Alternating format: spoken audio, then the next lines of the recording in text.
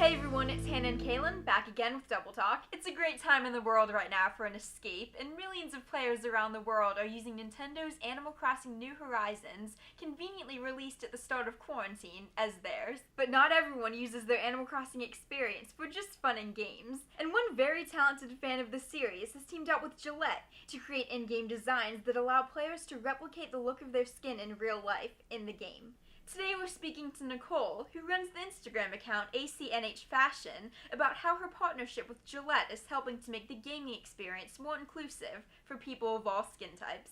We're longtime fans of the series ourselves. We've been playing since we were 5. How long have you been playing Animal Crossing? I definitely started playing when I had it on GameCube. So a long time ago, the GameCube was my first Animal Crossing game. And I've pretty much had every game since then that I could get my hands on. Every road trip, I was always on my DS or lights out, time for bed. I'd pull it out and still be playing. I've always been a big fan of the games. I think what's so interesting about this partnership and project that you did with Gillette is that they could have hired a game designer a decade into their career, and instead they chose an actual fan of the series. How did you become partnered with Gillette? It was a bit of a surprise to me as well, because Gillette reached out to me for the project after finding my Twitter, and I made that pretty much the day after the game was released. I knew I was going to get super into the clothing design, and so I made it, and I was like, I'm going to reach out to people, be creative, but I didn't really anticipate it would open up an opportunity to kind of be part of a much more meaningful project. It means a lot to me that they also reached out to the community. Like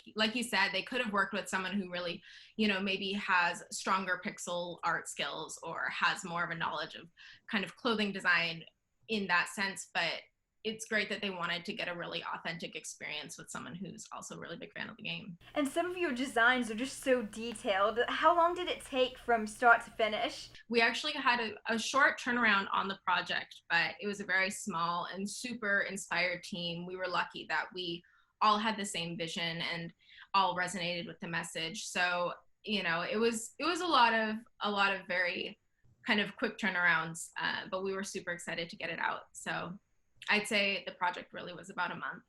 So Nicole, I want to hear it from you. What is the mission behind the My Skin, My Way campaign? It did start in 2018, and it's really been about increasing representation for all skin types so that everyone can see their skin in the media, in society. And so Venus has really been pushing forward for this representation in their work, and this game really has just been such a direct kind of natural progression for that, because that's really where we are right now. We're all in Animal Crossing. We're not able to meet up and go do things. We want to make sure that there are still opportunities for that representation, that doesn't just get paused when we're now playing a game.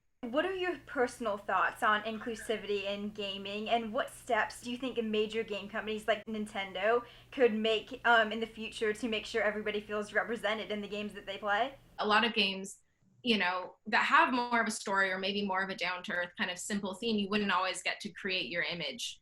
Like adding wrinkles or scars and stuff was always for these kind of tough characters, but it seemed like all of the kind of skin type representation stopped when it came to a day-to-day game. I've always cared a lot about diversity in games and representation in games, and I think that game studios really, now we're in this place where social media and kind of social response is so big that one of the best things they could do is listen to the audience, listen to the fans who are bringing up, my skin isn't represented in this, or my hair isn't included in this line of designs and things like that. I think, being aware of the community response and really reacting to that is super important. And then of course also, things have to be internal as well, making sure you have a diverse team creating your vision, and not just bringing in maybe a specialist for something, but really making sure on your game from the beginning, those messages and those kind of backgrounds and opinions are being heard.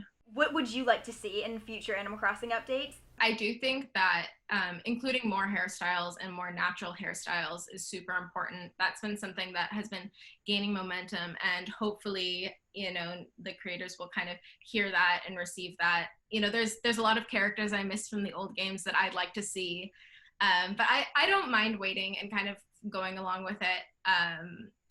It would also be nice to just be able to draw some trousers.